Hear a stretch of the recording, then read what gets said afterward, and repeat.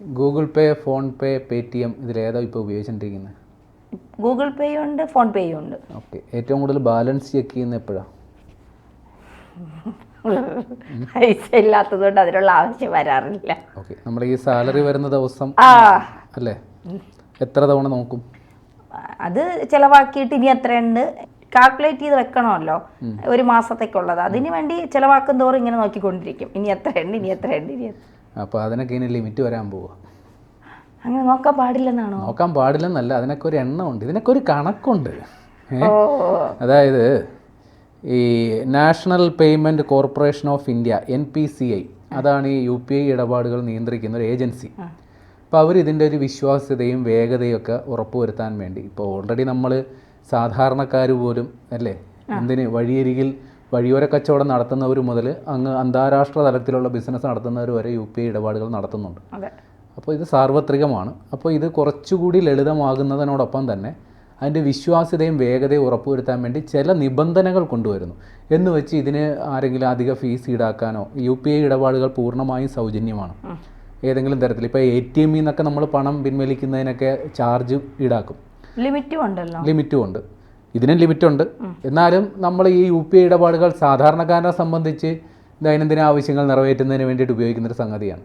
അതുകൊണ്ട് ആ ലിമിറ്റ് നമ്മളത് ശ്രദ്ധിക്കാറില്ല. 1,00,000 വരെയാണ്, 24 മണിക്കൂറിൽ 1,00,000 വരെയാണ് UPI ഇടപാടുകളിൽ സാധാരണ ഇപ്പോൾ അനുവദിക്കാറ്. പക്ഷേ സാധാരണക്കാരനെ സംബന്ധിച്ച് 1,00,000 വരെയൊക്കെ ഇടപാട് നടത്തുന്ന അപൂർവങ്ങളായിട്ടൊക്കെ ഉണ്ടാവുള്ളൂ. അതുകൊണ്ട് അത് നമ്മളെ ബാധിക്കാറില്ല എന്നുള്ളതാണ് വാസ്തവം.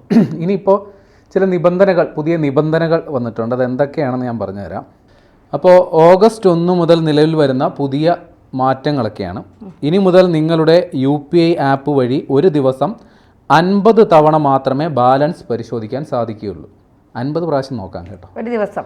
അതിനുള്ളിൽ സാലറി വന്നാൽ ഹാപ്പി ആവുമല്ലോ. ഇനി മുതൽ നിങ്ങളുടെ മൊബൈൽ നമ്പറുമായി ബന്ധിപ്പിച്ചിരിക്കുന്ന ബാങ്ക് അക്കൗണ്ടുകൾ ഒരു ദിവസം 25 തവണ മാത്രമേ പരിശോധിക്കാൻ കഴിയൂ. അതിൻ്റെയൊക്കെ ആവശ്യം ഉണ്ടാവുമോ?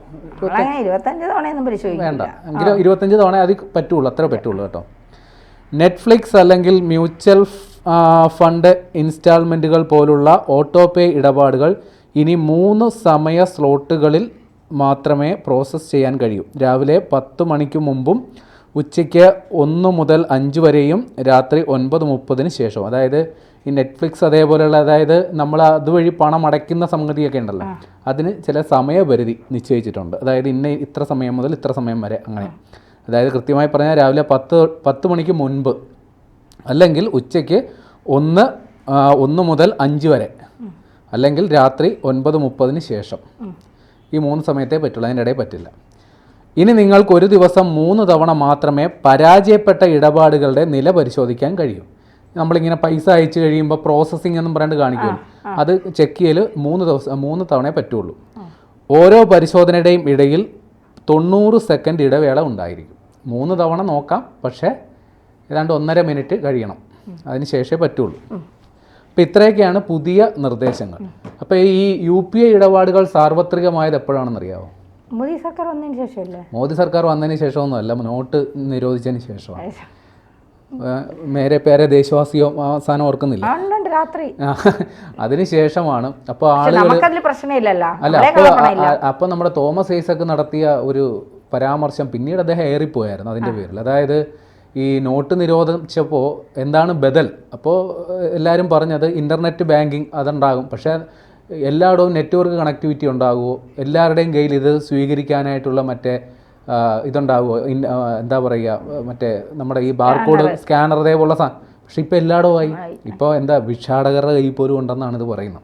മീൻ കച്ചവടക്കാരായ സ്ത്രീകളില്ലേ, അവർ നമ്മളൊക്കെ നമ്മുടെ നാട്ടിൽ മീൻ വാങ്ങാൻ വേണ്ടി പോകുമ്പോൾ പൈസ സ്കാനർ. അന്ന് അങ്ങനെ പറഞ്ഞ് ഇതിനെ വിമർശിച്ച, നോട്ട് നിരോധത്തെ വിമർശിച്ച, പക്ഷെ അന്ന് ഒരുപാട് പേര് കഷ്ടപ്പാട് അനുഭവിച്ചു കേട്ടോ. ഈ നോട്ടില്ലാണ്ടായി എത്ര പേരാണ് മണിക്കൂറുകളോ ATMകളുടെ മുമ്പിൽ ക്യൂ നിന്ന്. പക്ഷെ അന്ന് വിമർശിച്ച തോമസ് ഐസക് ഇപ്പോൾ ഇതിൻ്റെ കാലത്ത് എയറിലാണ്. അതിന് കാരണമുണ്ട്.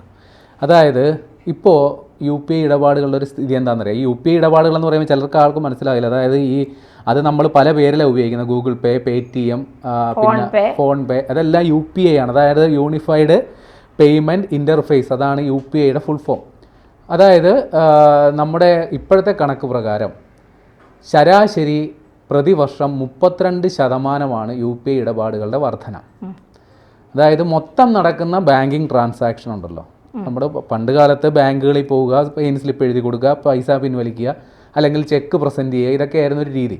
പക്ഷേ ഇപ്പോൾ നമ്മുടെ വിരൽത്തുമ്പിലാണ് ബാങ്ക്. UPI ഇടപാടുകൾ വഴി നമുക്ക് ബാങ്കിങ് ആർക്ക് വേണേലും പൈസ അയച്ചു കൊടുക്കാം. അപ്പോൾ ഇപ്പോൾ നടക്കുന്ന ബാങ്കിങ് ഇടപാടുകളിൽ 86% UPI ട്രാൻസാക്ഷൻ ആണെന്നുള്ളതാണ് വിവരം. കഴിഞ്ഞില്ല. അതായത് ഇപ്പോൾ 2025 ജൂൺ കഴിഞ്ഞ മാസത്തെ കണക്ക് പ്രകാരം ഇന്ത്യയിൽ നടന്ന UPI ഇടപാടുകളുടെ തുക എത്രയാണെന്നറിയാമോ? 24.03 ലക്ഷം കോടി രൂപ. അതുമാത്രമല്ല, ഏതാണ്ട് 18.39 ലക്ഷം കോടി ഇടപാടുകളും നടന്നിട്ടുണ്ട്. അപ്പോൾ ഇത് ചില്ലറ കളിയൊന്നുമല്ല. അതായത് ഓരോ വർഷവും, ഇനി ഒരു കണക്ക് കൂടി പറഞ്ഞു തരാം. 2019 UPI ഇടപാടുകൾ ആകെ 34%. എന്നാൽ ഇപ്പോൾ കഴിഞ്ഞ വർഷത്തെ മാത്രം കണക്ക് അത് 83%. അതായത് ഈ മോദി നോട്ട് നിരോധിച്ച സമയത്ത് എന്താണ് ബദൽ എന്ന് ചോദിച്ചപ്പോൾ ഡിജിറ്റൽ കറൻസി എന്ന് പറഞ്ഞിരുന്നു. അതായത് നോട്ടുകളില്ലാത്തൊരു കാലത്തെക്കുറിച്ചാണ് അന്ന് പറഞ്ഞത്. അതായത് നമുക്കിനി നോട്ടുകളുടെ ഇതിപ്പോൾ നമ്മളിപ്പോൾ നോട്ടുകൾ എപ്പോഴും ഉപയോഗിക്കുന്നത് ബസ്സിൽ കയറുമ്പോൾ മാത്രമാണ്. കാര്യം അവിടെ ഈ ഗൂഗിൾ പേ, ഫോൺ പേ ഒക്കെ സ്വീകരിക്കുന്ന തരത്തിൽ പ്രൈവറ്റ് ബസ്സുകളിലോ KSRTC ബസ്സുകളിലുണ്ടെന്ന് തോന്നുന്നു. അതില്ലാത്തത് കൊണ്ടാണ് ഇപ്പോൾ പലരും നോട്ടുകൾ എടുക്കുന്നത്. അപ്പോൾ അല്ലാതെ ബാക്കി എല്ലാ കാര്യത്തിനും ഇപ്പോൾ ATMകളിൽ പോയി പൈസ എടുക്കുന്നവരുടെ എണ്ണം വളരെ കുറവ്. ATMകൾ പലതും പൂട്ടിപ്പോകുന്നു, പലതൊക്കെ സ്വകാര്യ ഏജൻസികൾക്ക് കൊടുക്കുന്നു, ബാങ്കുകൾ നേരിട്ട് നടക്കുന്നില്ല. അപ്പോൾ എല്ലായിടും ഇത് സാർവത്രികമായിട്ടുണ്ട്. അതെ. പിന്നെ ഒന്നുകൂടിയുണ്ട്. അതായത് നമ്മുടെ നാട്ടിൽ രാജ്യത്ത് ഇതുവരെ ഇപ്പോൾ ഒരു വർഷം നടക്കുന്ന ഇടപാടുകൾ 640 മില്യൺ ഇടപാടുകൾ. മില്യൺ എന്ന് വെച്ചാൽ ദശലക്ഷം. 640 ദശലക്ഷം ഇടപാടുകളാണ് UPI വഴി ഇതുവരെ നടന്നത്. ഇപ്പോഴല്ല, ഇതുവരെ നടന്നത് 640 ദശലക്ഷം ഇടപാടുകളാണ്. ഏതാണ്ട് 675 ബാങ്കുകൾ ഈ UPI ഇടപാടുകളുമായി കണക്റ്റഡ് ആണ്. 675 ബാങ്കുകളെന്ന് പറയുമ്പോൾ ദേശസാൽകൃത ബാങ്കുകൾ മാത്രമല്ല, മറ്റ് ബാങ്കുകളും ഷെഡ്യൂൾഡ് ബാങ്കുകളെല്ലാം ഈ ഒരു ഇടപാടുകളുമായി കണക്റ്റഡ് ആണ്. അപ്പോൾ എന്താ സംഭവിക്കുന്നത് വെച്ച് കഴിഞ്ഞാൽ, നമുക്ക് ആർക്കും എവിടെ നിന്നുകൊണ്ട് വേണമെങ്കിലും UPI ഇടപാടുകൾ വഴി പണം അയക്കാം. അപ്പോൾ ആ ഒരു സൗകര്യമുണ്ട്. അപ്പോൾ അതിൻ്റെ ഒരു പരാധീനത ആയിട്ട് പറഞ്ഞിരുന്നത് അതായത് ചില സമയങ്ങളിൽ നമ്മൾ പൈസ അയച്ചാൽ കിട്ടുന്നില്ല, നെറ്റ്വർക്കിൻ്റെ പ്രശ്നം, ഇതൊക്കെയാണ് അതിൻ്റെ പരാതി. അല്ലാണ്ട് ഇതിൻ്റെ സുരക്ഷിതത്വത്തെക്കുറിച്ചൊന്നും ആർക്കും ഒരു ആശങ്കയില്ല. ഇപ്പോൾ പണ്ട് കാലത്തുണ്ടായിരുന്നു, നമ്മൾ അയച്ചിട്ട് ഇങ്ങനെ നോക്കും ഇത് പോയിട്ടുണ്ടോ ഇല്ലയോ ഉറപ്പുവരുത്തി ആ ശബ്ദം മമ്മൂട്ടി ശബ്ദിക്കണം ഇപ്പം, അത് ഉറപ്പുവരുത്തണം. പക്ഷേ ഇപ്പോൾ അതൊന്നും ആ ഒരു ആശങ്ക പോലും ഇല്ല ആളുകൾക്ക്. അയച്ചിട്ടുണ്ടോ എന്ന് മാത്രം ജസ്റ്റ് ചോദിക്കുക മാത്രമേ ഉള്ളൂ. കാര്യം പലർക്കും ഇത് ഭയമായിരുന്നു, ഇവൻ അയക്കുന്നുണ്ടോ ഇല്ല എന്നുള്ളത്. പക്ഷേ അതൊക്കെ ഇല്ല, ഇപ്പോൾ മാറി. ഏതായാലും പുതിയ നിർദ്ദേശങ്ങൾ കൂടി വന്നിട്ടുണ്ട്. അത് അവർ അവകാശപ്പെടുന്നത് ഇതിൻ്റെ വേഗതയും സൂക്ഷ്മതയും കൃത്യതയും ഉറപ്പുവരുത്താനായിട്ടാണ്. അങ്ങനെ തന്നെ ആയിരിക്കണം.